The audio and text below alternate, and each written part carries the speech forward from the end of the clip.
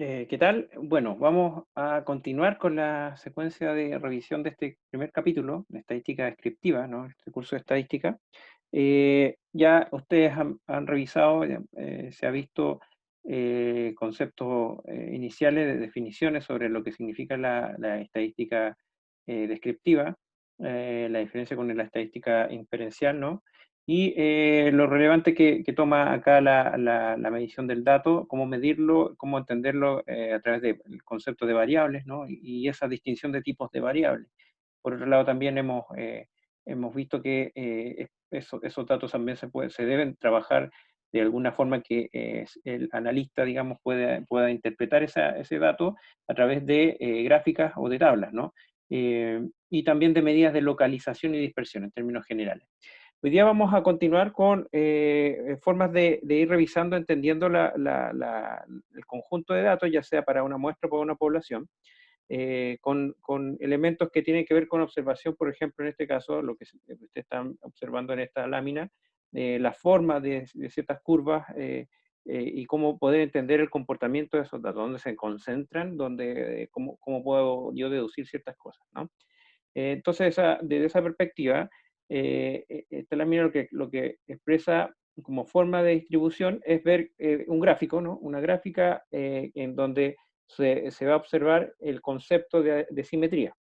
¿Ya? Y a consecuencia de eso también, en su defecto, lo que sería el concepto de sesgo o asimetría. Entonces, partamos por la definición, cómo debemos entender cuando hablamos de simetría, a qué nos referimos, ¿no? Entonces, la simetría es la distribución de datos que se entiende como simétrica, en el caso en que la mitad izquierda de un histograma es casi un espejo de su parte derecha. Y el concepto de simetría es básicamente hablar de un espejo en términos de una visualización gráfica, ¿no? Tal como se plantea acá, también es importante considerar que lo que estamos analizando es una gráfica del tipo histograma, ¿ya? Entonces una gráfica de barras que va acumulando cierta información de los datos, los ordena de alguna forma, eh, y esa altura de cada barra, digamos, va a depender de la frecuencia o repetición de un patrón de datos, de un patrón de datos dentro de una variable, ¿cierto? Entonces, si eso, imagínense que vamos a ver algunas gráficas a continuación, ¿no? Para hacer más la idea de la simetría y también del sesgo.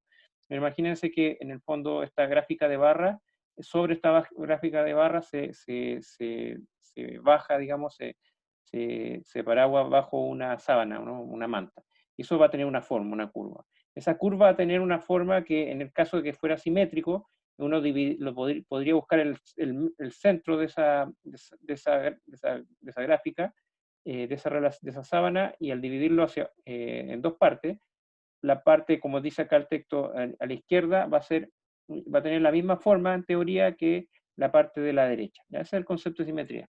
En su efecto, si eso no ocurre, tendremos que hablar de asimetría, ¿ya? Y eso implica que va a haber alguna tendencia a que uno de los lados de esa curva tenga mayor amplitud, digamos, por verlo de alguna forma. Me explayo un poco en la interpretación abstracta. Vamos a ver a continuación en forma gráfica a qué nos referimos con esto. Pero entonces, si no, lo opuesto a lo simétrico sería lo asimétrico o que existe un sesgo, ¿ya? Entonces, la distribución de datos es sesgada si no es simétrica, ¿sí? Y se extiende más hacia un lado que hacia otro. Eh, Desde esa perspectiva, hablar de asimetría es hablar de un sesgo, ¿no? Y un sesgo es una tendencia a que esta curva se cargue hacia un lado o hacia otro. Y para ello, entonces, vamos a hacer la distinción entre la asimetría del tipo negativo o una asimetría del tipo izquierdo. El decir asimetría negativa es lo mismo que hablar del sesgo hacia la izquierda, y hablar de asimetría positiva es lo mismo que entenderlo como sesgo a la derecha. ¿Mm? Entonces, en la simetría negativa, la distribución de datos tiene una cola más larga hacia la derecha. Vamos a ver a continuación a qué hace referencia respecto a esta idea de cola y que tiene una cola más larga hacia la izquierda. La mediana está a la izquierda de la moda y la media está a la izquierda de la mediana. A continuación vamos a ver a qué nos referimos con eso. Ustedes ya el concepto de moda, de media y mediana ya lo tienen adquirido. Vamos a reforzarlo con esta relación de asimetría. Por otro lado, la simetría positiva o sesgo a la derecha se refiere a que la distribución de datos tiene una cola más larga hacia la derecha. ¿Ya? El sesgo hacia la derecha, la cola es más cargada hacia la derecha. Eh, la mediana está a la derecha de la moda y la media está a la derecha de la mediana. Interpretemos esto en forma gráfica, que sería lo adecuado lo más, y más fácil, digamos, de hacer la relación el match con el concepto. Partamos por el centro. Cuando hablamos de simetría, entonces hacemos referencia a que en el fondo tenemos una curva que, si se fijan, la línea central, esta línea central vertical, es una división entre el lado izquierdo y el lado derecho, ¿ya? Un poco emulando lo que se mencionaba como definición en la lámina anterior. Entonces, si se fijan, en teoría esta curva es simétrica porque tanto el lado derecho como el izquierdo al compararse son iguales, ¿sí? Son dos caras de la misma moneda. ¿Sí? Eso en términos de los resultados, que cómo se da esta curva, la mención que yo hacía como ejemplo de una sábana, imagínense que esta curva es la sábana, ¿ya? Y debajo de esto está el histograma, están las barras. Entonces, las barras se van distribuyendo en una relación numérica en la parte inferior, de acuerdo a la cantidad de veces que se repite un rango de datos o un dato en particular. Entonces, si yo quiero observar cuál es el comportamiento del resultado de un curso de 100 estudiantes en cuanto a sus notas, y vemos que aquí el promedio de notas, fue digamos que un 4 o un 5, digamos que un 5, entonces la medianía podría estar por esta zona. Este sería el valor medio, la distribución, digamos, de los datos estaría en forma desagregada, en forma simétrica. ¿Sí? Cuando hablamos de cola, nos referimos a los extremos de esta curva. ¿Ya? Esta es una curva que va a ser muy típica, la van a ver durante este curso de estadística y los siguientes cursos de estadística aplicada o ya en cursos aplicados, donde la estadística es un insumo para poder analizar cosas. Esta es la curva característica de la distribución normal. Entonces, lo que tenemos acá es que cuando tenemos una curva simétrica, o sea que va a tener un sesgo igual a 0, tendríamos coincidencia en la medida de localización de la media con la moda y la mediana. Donde más alto se encuentra esta curva, va a coincidir siempre con la moda. ¿Ya? La moda es lo que más se repite. ¿Sí? Donde van a haber diferencias, como se ve en las otras dos gráficas, va a ser tanto en la mediana como en la media. ¿Ya? La mediana, recuerden que es una medida que se calcula ordenando los datos de menor a mayor y encontrando el centro de esos datos. ¿Sí? Entonces eso depende del rango de los datos, básicamente. Lo que tiene la media es que es el valor promedio, el que más se utiliza, digamos, el que más se menciona como para localizar un valor que representa a todo el grupo de datos, ya sea una muestra o una población. Pero el problema que tiene esta media en el cálculo es que es muy sensible a los datos que se llaman datos atípicos, ¿no? En el diagrama de cajón con bigote, el diagrama de caja, ustedes pueden ver al separar en cuartiles, ¿no? Cuáles son los datos que se grafican incluso en forma de asterisco, ¿no? Muy, muy lejano, y se toman como fuera incluso de esa agrupación de datos. Esos datos hacen que el cálculo de la media a veces se vea muy afectado. Por eso es importante que en términos generales se trabaje con estos tres indicadores de localización: la moda, la media y la mediana, porque podría generar malas interpretaciones o interpretaciones muy acotadas para representar o interpretar la información que se quiere analizar. Entonces, desde esa perspectiva, lo que tenemos es que en la curva simétrica tenemos un comportamiento similar a la izquierda o a la derecha, esta división, digamos, la media. En cambio, por ejemplo, si nos vamos a la primera gráfica, tenemos una curva que ya tiene un sesgo, ya un poco aplicando los conceptos, tenemos un sesgo que uno podría decir este sesgo así como a priori, ¿no? Algunos al mirarlo, ¿por qué me dicen que es un sesgo a la izquierda si yo diría que es un sesgo a la derecha? Ya que uno de los principales conceptos que hay que dejar en claro ahora. ¿Por qué? Porque pareciera ser contraintuitivo el elemento, pero cómo menciona el sesgo, hacia qué lado. Pero que en realidad aquí lo que importa en cuanto al sesgo es hacia dónde se distribuyen los datos, porque existe por ejemplo, este elemento de dato atípico que podría afectar el resultado de la media. Fíjense en la media, está mucho, si esto fuera una línea más que mirar la forma de la curva, está como bien centrado en cuanto a los datos, ¿sí? ¿Por qué? Porque la media es, así como en simple, la suma de todos los datos y dividido por la cantidad de datos, y eso me ubica en una zona bien central, desde el dato más bajo al dato mayor. Sin embargo, no me va a ubicar como número representativo al que más se repite, al más frecuente, a la moda, ¿ya? Y eso en un histograma queda bien visto. La moda siempre va a estar en la zona más alta de esta curva, entonces eso es lo que más va a caracterizar esta información. Y por otro lado, la mediana nos ubica porque podríamos tener como se ve acá, una concentración de datos hacia la derecha y una cantidad menor de datos acumulados hacia la izquierda. Pero esto uno podría decir así como también contraintuitivamente que podría uno interpretar que la mediana siempre va a estar al medio, ¿ya? Pero eso no, generalmente no ocurre. Entonces lo que se debe observar es que siempre el valor, la zona más alta de esta curva, va a coincidir con la moda, pero no siempre va a coincidir con la mediana o con la media. Hablamos de sesgo hacia la izquierda porque aquí nos enfocamos en la extensión de esta cola. ¿Ya? Nos interesa qué tan extenso está esta cola y cómo afectan los datos atípicos, que de alguna forma incluso podríamos considerar como fuera de los datos representativos.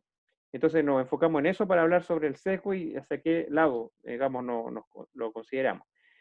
Por lo mismo, si es que consideramos como un valor de un punto de referencia la moda y hacia la izquierda, si este sesgo es hacia la izquierda, decimos que es negativo en esta relación de positivo-negativo, positivo a la derecha, negativo a la izquierda, porque hay mayor extensión del sesgo de la cola en el lado izquierdo, ¿sí?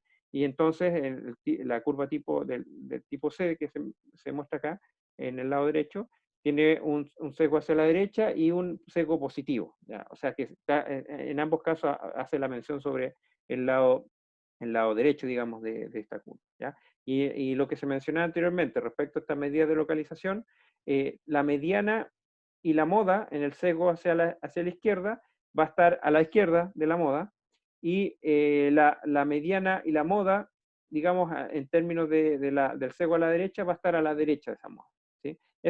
Son patrones que se repiten y que son importantes primero, incluso si ustedes quieren recitarlos como de memoria en un primer análisis de los datos, en contexto, y en una segunda mención ya entender qué significa eso en cuanto al comportamiento de los datos. ¿Qué me dice la media? Si bien el promedio es bajo o menor a la moda, bueno, hay que tener claridad de que la moda me expresa que lo más frecuente en cuanto al dato característico, por ejemplo, el nivel de ingresos en una población está en este valor, ya, la moda.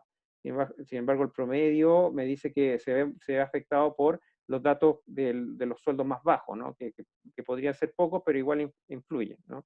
Y así uno podría con la mediana también hacer la distinción entre lo que está sobre la mediana y bajo la mediana para ver cuál es la zona, si es que hablamos de salario, por ejemplo, la zona de los sectores que tienen mayor ingreso y qué relación tiene con la moda. Y así algunas relaciones respecto al concepto básico de mediana moda y el sesgo, y llevados al concreto con la interpretación del dato que corresponda. ¿Bien? Ese mismo análisis de sesgo lo podemos hacer en la interpretación de un diagrama de caja, ¿ya? O de cajón con bigote. Fíjense que en la forma. La forma tiene, básicamente, esto es la graficación, es la forma de graficar los cuartiles. En el fondo lo que tenemos acá son los dos extremos, estos dos segmentos llamados bigote, ¿no? Estos dos segmentos nos muestran gráficamente el tamaño de los rangos, o sea, de los cuartiles. ¿Sí?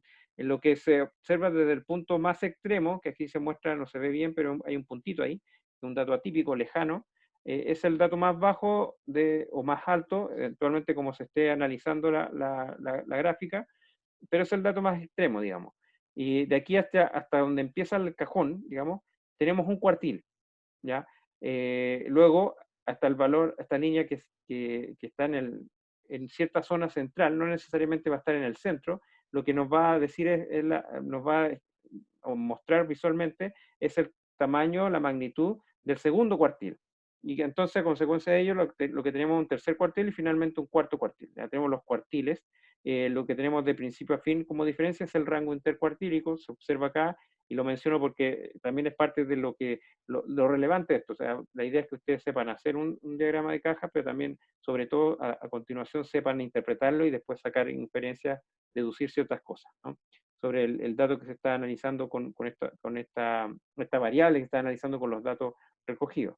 Esta línea central es la mediana, la medida de localización que vimos anteriormente, la mediana, y también esta gráfica nos va a hablar de sesgo, ¿ya? Nos va a hablar de sesgo. La lámina que vamos a ver a continuación hace relación y comparación con ella. Ahora, entonces, este diagrama, lo valioso que tiene es que describe simultáneamente el centro, la dispersión. Fíjese que la caja está en el centro, está en los cuartiles, tenemos, lo que hace es separar todos los datos, toda la cantidad de datos en 4 partes. Entonces, en cantidad de datos, lo que tenemos dentro del cajón es el 50% de los datos. Y no es información no menor, porque eso nos representa una gran cantidad de información respecto a la totalidad de la muestra, digamos, si esto fuera una muestra. Más aún si esto fuera una población. El centro también nos dice dónde debemos entender, ubicar, interpretar esta variable. También nos da información sobre la naturaleza y magnitud de cualquier desviación, hablamos del sesgo en este caso, y también nos indica en forma bien gráfica, si se fijan, estos puntos, ¿no? Los puntos inusuales o atípicos, para poder entender por qué ocurren, por qué se presentan. Si un dato, si fuera una encuesta, por ejemplo, una encuesta mal respondida, probablemente eso nos siga un patrón general de lo que la mayoría está respondiendo, o eventualmente, por ejemplo, tenemos una zona, si hablamos, por ejemplo, de salario, un dato es un dato que es distinto porque la información que se tiene que ser con un trabajo que está bajo el valor de sueldo mínimo. ¿Ya? Y ahí uno interpreta si está bien o mal. Si el dato fue bien recogido, es válido entender por qué se presenta ese dato. Y ahí uno empieza a hacer relaciones respecto a lo que me está tratando de expresar esa información ordenada, en este caso en un diagrama de caja. Aquí hay un poco más de explicación al respecto, pero ya un poco les adelanté el esquema. Aquí la zona central ocupa como rango intercuartílico el 50% de los datos, la diferencia entre el cuartil 3 y el cuartil 1, ¿sí? Y los datos que están muy lejanos se entienden como datos inusuales y se pueden interpretar o leer de manera particular. Y con eso ya con estos elementos conceptuales ya uno puede empezar a hacer ciertas interpretaciones relacionándolo con la variable que se está midiendo. ¿Bien? Eh, Aquí llegamos a la idea del sesgo, pero cómo lo interpretamos lo vimos en un principio con esta curva que tiene un sesgo negativo, por ejemplo, hacia la izquierda, que en el fondo nos va a decir que si bien en esta zona se encuentra la moda, cómo lo relacionamos con los cuartiles donde tenemos los datos ordenados de menor a mayor, y la zona, el cuartil 2 va a coincidir siempre con la mediana. Entonces aquí vamos a tener la mediana. Por acá podría estar el valor medio. ¿Y qué ocurre perdón, con el valor medio? ¿Y qué ocurre con la moda? ¿Sí? Eh, Ahora, estas líneas no tienen relación directa, salvo esta línea amarilla, con la mediana, sino más precisamente con los cuartiles, ¿no? Aquí habla del cuartil 1, cuartil 2, cuartil 3. Entonces, la moda debería estar entre el cuartil 2 y el cuartil 3. Sin embargo, está sobre el 50% de los datos, que es lo que nos dice la mediana, y probablemente la media podría estar cercano al cuartil 2, pero probablemente más hacia la izquierda, ¿no? Eh, en el caso de una curva simétrica, relativo a lo que nos pueda decir el diagrama de caja, sabemos que la media, al ser simétrico, coincide con la moda y con la mediana, por lo tanto, nos dice tres cosas a la vez el cuartil 2, y el cuartil 1 y 3 tiene distancias similares en ambos casos, ¿no? Y en su efecto también, al igual que la simetría negativa, la simetría positiva nos dice que el cuartil 1 va a ser el valor, un valor que va a estar dentro del 50% hacia la izquierda, de los datos, el cuartil 1, perdón, y con ello probablemente también la moda. A continuación, el cuartil 2, que sabemos que coincide con la mediana, nos ubica dentro de la zona que, con mayor frecuencia, al menos visualmente, si yo le doy, trato de leer esta gráfica, ¿no? Y el cuartil 3 ya está, recoge la parte final de esta curva en cuanto al sesgo positivo. ¿Mm? Y por esta zona, entre cuartil 2 y cuartil 3, se encontrará entonces la media probablemente. Recuerden, la media aritmética siempre se ve muy afectado por el sesgo, ¿no? Por los datos que están más al extremo. ¿Mm? Entonces, la forma que se ve acá, en cuanto a la distribución de cuartiles, es lo que se debe interpretar en cuanto a los diagramas de caja. Si se fijan, si ahora nos concentramos en los diagramas de caja, en la simetría negativa va a tener un bigote, digamos, más extenso en curvas con la simetría negativa, un sesgo hacia la izquierda, ¿ya? Y los que tengan eh, cajas con bigote, digamos, con segmento más largo a la derecha, va a tener relación siempre con la simetría positiva o sesgo a la derecha. ¿Mm? Entonces se pueden hacer los dos análisis por separado, van a decir lo mismo. Lo interesante del diagrama de caja es que da mucha información visual desde una interpretación visual. ¿Sí? Bueno, aquí vamos a ver algunos ejemplos de diagrama de dispersión, cosa que en este video los vamos a mirar por encima, los vamos a hacer en la ascensión sincrónica. Vamos a tomar estos datos y los vamos a proyectar y vamos a interpretar. ¿Ya? Pero básicamente aquí, si se fijan, lo que se trata de desarrollar es el esquema de un diagrama de dispersión, otra forma de ordenar y graficar los datos, donde se relacionan dos variables. Hay una relación de variables y cómo se configuran ellos en un plano, ¿sí? En un plano que los relaciona. Se utiliza para examinar posibles relaciones entre dos variables y esta variable que está en el eje vertical también se relaciona con otra variable en el eje horizontal. Entonces, si hacemos algún parangón con los otros dos gráficas, sobre todo el diagrama de caja. El diagrama de caja lo que hace es el análisis necesariamente de una sola variable. Si queremos analizar el sesgo de esa variable, se puede analizar por diagrama de caja o por la forma de esta curva, ¿no? Esta curva normal con cierto sesgo, o no, la simetría o asimetría. Pero el diagrama de caja se enfoca también solo en una sola variable. Ya en el diagrama, en esta gráfica de dispersión, lo que hacemos es relacionar dos variables, cómo se relacionan entre sí. ¿Ya? Y el grado de relación lo vamos a ver también a través de ciertos indicadores. También otro ejemplo, lo vamos a desarrollar y vamos a ver qué significan estos datos que se pueden trabajar, sacar con un cálculo matemático o directamente el mismo cálculo matemático a través de las funciones de Excel, por ejemplo. Eh, claro, dentro de lo que son las gráficas, la gráfica como analista,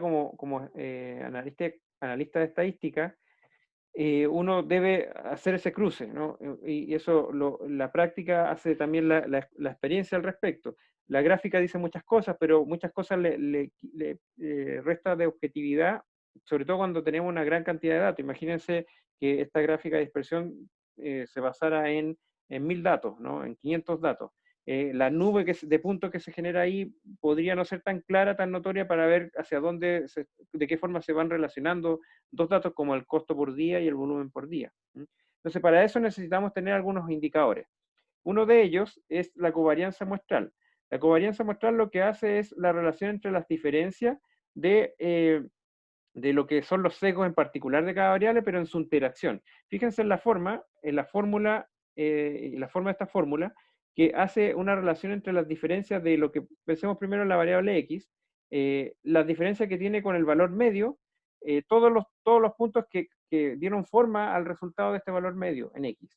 Lo mismo para la variable y su valor medio, las diferencias. Esas diferencias en suma, ¿no? Vamos a sumar cada diferencia respectiva y las vamos a multiplicar entre sí, y a todo eso vamos a sacar digamos, un promedio de esas diferencias, y por eso que lo dividimos en n-1. Ustedes se preguntarán por qué n-1. Bueno, sobre todo cuando ya veamos la parte de inferencia estadística, cuando estén en el curso de estadística aplicada, se da fundamento al respecto de esto, pero tiene relación con el grado de libertad, digamos, que se menciona. Aquí consideramos que ahí estamos trabajando sobre muestras, ¿no? Estas son medidas muestrales, y las muestras lo que no tienen es la generalización como población, ¿sí? Entonces, en base a eso se establece, si quisieran ahondar un poco más, por qué en N-1 a que tiene un grado de libertad. Sin embargo, en general para nosotros, aquí en lo que necesitamos saber, sí o sí, en cuanto al cálculo de covarianza, es la forma que tiene esta fórmula y cuál es el sentido, sobre todo en el numerador, ¿no? En las diferencias de la multiplicación de las diferencias entre media y cada valor que conforma la gráfica. Pensemos acá entonces que tenemos un eje X, acá, la parte inferior, y este eje X lo que hace es que si junto las proyecciones de todos los valores en su eje X y encuentro un promedio, ese promedio le voy a restar todos los valores que formaron ese promedio, luego hago lo mismo con el eje vertical, el mismo dato, pero ya en el eje vertical, y esos resultados en diferencia los multiplico y los divido por la cantidad de datos menos 1. Eso es lo que hace básicamente la covarianza. ¿Qué hace ese resultado? Es un resultado que podría ser igual a 1000, a 100, a 1, a -1, a -100, a -1000 o a cualquier número. ¿Ya? El número en cuanto a magnitud no nos va a decir mucho, simplemente nos va a decir el grado de relación. ¿Ya? El grado de relación. Entonces, aquí eso es lo que se menciona acá. Bueno, solo se ocupa de la fuerza de la relación. Eh, Ningún efecto causal está implícito. O sea, aquí lo único que nos va a decir la covarianza es qué tan relacionados están, por ser un resultado positivo o ser un resultado negativo. ¿Por qué podría dar resultado negativo o positivo? Porque fíjense que aquí al ser diferencia no necesariamente este valor va a ser mayor o la mayoría de sus datos van a ser mayores a la media, podrían ser menores, o eventualmente también el valor de I. Lo que nos va a decir entonces es que, por ejemplo, que si esta relación tiene una tendencia tal cual como se ve, la covarianza debería darnos un valor positivo, ¿sí? Que existe una relación de fuerzas positiva, o sea que la pendiente, si uno tuviera que proyectar esto como una recta y una pendiente, va a ser positiva. En su efecto, si el valor de la covarianza fuera negativo, lo que nos diría es que hay una fuerza de relación inversa, pero solamente podemos decir eso de este resultado de la covarianza. No podríamos decir que hay una relación causal, que una variable genera como efecto el resultado de la otra variable. No podemos decir eso, no nos dice eso la covarianza. Simplemente nos habla de la fuerza. Y además, no nos da una relación tan estándar, digamos. El mismo número que puede ser muy alto en magnitud no nos dice mucho más. Entonces, por eso agregamos otro, además de este cálculo de covarianza, que ustedes ven, aquí se plantea incluso la forma en que en Excel se puede utilizar, se puede llegar a calcular. Agregamos un elemento más estándar que nos dice algo más. No es suficiente por sí mismo, pero nos dice un poco más para la interpretación que la misma covarianza. Se ocupan ambos en ese camino. Y en ese caso es ese coeficiente de correlación. Antes que eso, como a cerrar la idea de covarianza, les comento entonces que lo que tenemos acá es relaciones respecto a un valor mayor que 0, menor que 0 o eventualmente que sea igual a 0. Entonces, ¿qué nos dice cuando es mayor que 0? Que las variables tienden a moverse de la misma dirección. ¿Ya? Esa es la interpretación. Y cuando es menor que 0, que tienden a moverse en direcciones opuestas. Y cuando es igual a 0, que no hay relación. Eso es lo que nos dice la covarianza, y eso hay que llevarlo a una interpretación, digamos, de la variable, de las variables en concreto que estamos analizando. Pero conceptualmente eso es lo que se debe deducir a priori. Entonces, luego de eso tenemos el coeficiente de correlación, que se nutre del valor de la covarianza. Si se fijan, en el numerador está la covarianza, y en el denominador está la multiplicación de las desviaciones estándar. Entonces, lo que tenemos acá vamos a tener un valor estandarizado, porque si este valor, la covarianza es un valor muy alto, o sea, 100.000, lo vamos a dividir por el sesgo que cada variable tiene a través de su desviación estándar y su multiplicación, y eso nos va a llevar a una relación que van a observar ustedes que este coeficiente se va a mover en un rango mucho más acotado, ¿no? Entre -1 y 1. Ese es el rango en el que se va a mover siempre el coeficiente de correlación. ¿Qué hace el coeficiente de correlación? Mide el grado de relación lineal entre las variables. O sea, nos dice si hay una relación lineal fuerte o no.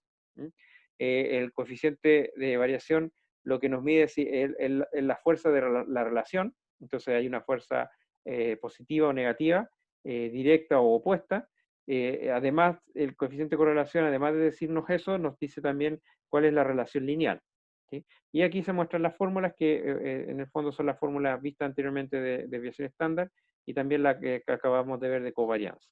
Y también hay una función directa para poder calcular, saltarse estos pasos si ustedes quieren, y calcular directamente con los datos el coeficiente de correlación en X.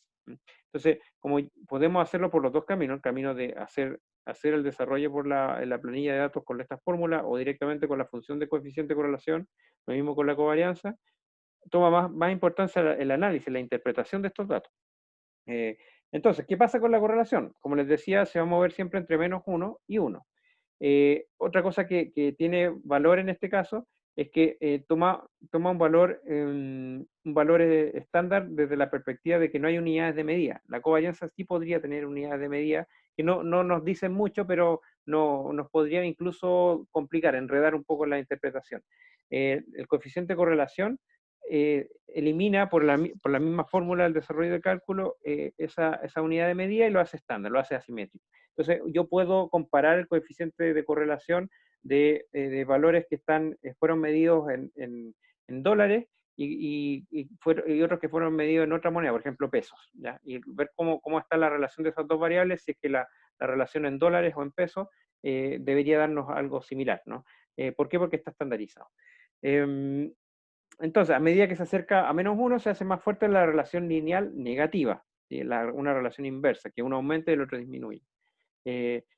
Y a medida que se acerca a 1, se hace más fuerte la relación lineal positiva, ¿sí? Entonces, que ambos van en tendencia a aumentar. Si uno aumenta, el otro también aumenta. Y cuando se acerca a 0, se debilita esta relación, no hay relación. Entonces, ahí se parece mucho a la idea de interpretación que hace la covarianza. No hay gran relación, no hay fuerza en su relación. Entonces, hay independencia eventualmente en las variables. Ahora, ese grado de dependencia o de causalidad no se explica por estos coeficientes por sí mismos. Hay que hacer otros análisis para confirmar ese camino. Pero al menos nos habla de la relación lineal, ¿sí? Entonces podemos ver distintos resultados al respecto. Podemos observar que tendríamos alguna relación respecto a la forma de datos que, como se ve en la primera parte, si uno uniera estos puntos con una recta y esa recta le sacara su pendiente, la pendiente que uno obtendría sería una pendiente negativa, ¿ya? Y eso entonces hace sentido y relación directa con un coeficiente de correlación igual a -1. Eso es lo ideal, -1. Eso es el mejor de los resultados en extremo hacia el lado negativo que se puede obtener y esta es la forma teórica o ideal que se obtendría. En su efecto y en el otro extremo, +1, tendríamos una relación con pendiente positiva y todos los puntos alineados. ¿Ya? Eso en teoría podría ocurrir eso o algo muy cercano a ello. Eh, pero también, y lo más común es que nos encontremos con esta zona, los otros cuatro gráficos, ¿no? Los datos no se relacionan tan fuertemente hacia un lado o hacia otro, en forma positiva o negativa. Entonces, el coeficiente de relación tenemos que separarlo, yo diría que en más o menos 0,5 como referencia, ¿sí? Cuando es un valor negativo, por ejemplo, en este caso, como ejemplo, menos 0,6, nos va a decir que existe una relación lineal negativa, opuesta, ¿ya? Entonces, cuando yo tomo un valor, dos puntos en comparación. Este punto, por ejemplo, que estoy indicando, en cuanto a la variable X y su comportamiento de la variable Y, lo comparo con un valor más alto de X, el que sigue acá, o para hacerlo más en contraste, sobre la recta, aquí en este punto. El punto el punto que es más alto en X, ¿no? Un valor más alto en X, lo que vamos a tener respecto a la variable Y en comparación es que va a ser un valor más alto en cuanto a Y, pero más bajo en el primer punto en cuanto a Y, ¿sí? La tendencia de estos puntos lo que nos va a decir es que a medida que aumenta el punto en X, el valor en Y va a tender a bajar, ¿sí? Si esos puntos los proyectáramos como representación en esta recta, lo que nos dice entonces es que a medida que avanzamos en X, el valor de Y va a ir disminuyendo, ¿sí? Entonces tomo este valor en X, lo comparo con el siguiente, lo comparo con el siguiente, y la tendencia de los datos es que nos dice que hay una relación inversa. A medida que aumenta el valor de X, disminuye el valor de Y, ¿sí? A diferencia de un valor positivo del coeficiente de correlación, eh, fíjense que aquí, primero veamos esta relación en cuanto al número, en cuanto al signo. al signo que es positivo, para ver el contraste con el negativo, después vemos la magnitud del número, y el número positivo nos dice que a medida que aumenta el valor de x, el valor siguiente respecto a ese punto, el valor de y, va a ser positivo también, va a ser mayor al anterior. Entonces, lo que nos dice es que el valor de x va a tener una relación positiva, porque si x aumenta, y también va a aumentar. ¿Ya? Y así podemos hacer esa interpretación en cuanto al signo. Ahora, si nos vamos a la magnitud nos va a decir, independiente de que sea positivo o negativo, de cuál es la forma de distribución de estos datos en estas relaciones entre X e Y. Fíjense en la forma que tiene en los dos gráficos centrales, el superior e inferior. El superior uno puede observar que tiene una mayor esbeltez, uno podría entenderlo así, o una relación más cercana al eje central, este eje que está como en el centro de la nube de puntos. A diferencia de la gráfica inferior, donde se observa que esto parece más bien una nube, una cosa más lejana, y los datos más externos están más lejos en comparación con la gráfica superior, de los datos extremos que están más cerca, digamos, ¿no? Esa relación se puede interpretar en forma más objetiva a través del número, de la magnitud del coeficiente de correlación. Un número más cercano a 1 nos va a decir que, como bien se ve acá en la primera gráfica superior izquierda, que van a estar mucho más cercanos a esta recta que va a representar un comportamiento de los datos. Si el valor es muy bajo, muy cercano a 0, lo que nos va a hacer interpretar o decir es que estos datos están muy dispersos. Fíjense ahora la relación respecto a 0. Respecto a 0, tanto en la parte superior e inferior, en ambos casos nos podemos encontrar con situaciones similares. Veamos el primer caso, que hay una nube de datos, pero tienen tendencia a ser horizontales en su relación. Eso significa que no podemos ver una tendencia que nos dé al cierto grado de proporcional, ya sea directa o inversa. ¿Qué nos dice la proporcionalidad? Es que a medida que aumenta un valor, el otro valor, digamos, la variable x aumenta, la variable y también va a aumentar. En este caso, lo que nos va a decir el coeficiente de correlación es que eso no es algo característico de esta distribución de datos, ¿no? No podemos dar certeza al respecto. Y ahí eso se podría decir bajo 0,5, incluso ya bajo 0,3, si lo queremos dejar en rango. Eso no nos dice mucho, no hay una fuerte relación. Y otra forma de interpretar el coeficiente de correlación igual a 0 es que efectivamente se genera una relación lineal, pero en la misma recta, el mismo dato al final. Fíjense que para cualquier valor de x, el valor de y va a ser el mismo, ¿sí? Entonces no hay una relación de proporcionalidad directa, positiva o negativa. Si uno quisiera, cosa que no se puede ver eventualmente en este caso con esta gráfica, pero al menos uno empieza es como el paso previo para ver causalidades. Esto nos dice que, claro, si aquí no se ve causalidad, que no lo podemos definir, tampoco lo vamos a ver después. O sea, la variable x, que podría ser causal de y, bueno, en todos los casos dice que es la misma causa, entonces no nos da buena relación al respecto. Entonces tenemos que decir que no existe relación entre ambos en términos de resultados, o sea, no tienden hacia aumentar o de manera inversa, aumentar o disminuir. No se puede decir mucho con este resultado un resultado de cálculo de coeficiente de relación igual a 0. ¿Sí? Entonces, al decir esto también, y refuerzo el último concepto que les planteaba, es importante que se considere que tanto el coeficiente la covarianza y el coeficiente de correlación nos marca sobre todo la determinación del grado de fuerza en su relación. Una fuerza que puede ser positiva o negativa, tanto la covarianza como la correlación nos puede decir de ello, o la relación en cuanto a una forma más estandarizada como el coeficiente de correlación, visto en esta forma gráfica, solamente mirando el indicador de cómo se distribuyen los puntos en nuestra relación de x e y, ¿no? Estas dos variables. Lo que no nos dice, y eso hay que tenerlo claro, es si es que x es causal de lo que genera y, o viceversa. Incluso si uno quisiera, lo podemos ver en el ejercicio de clase, ¿no? Uno podría hacer la relación de que, pensemos en estos ejercicios que vamos a ver en clase.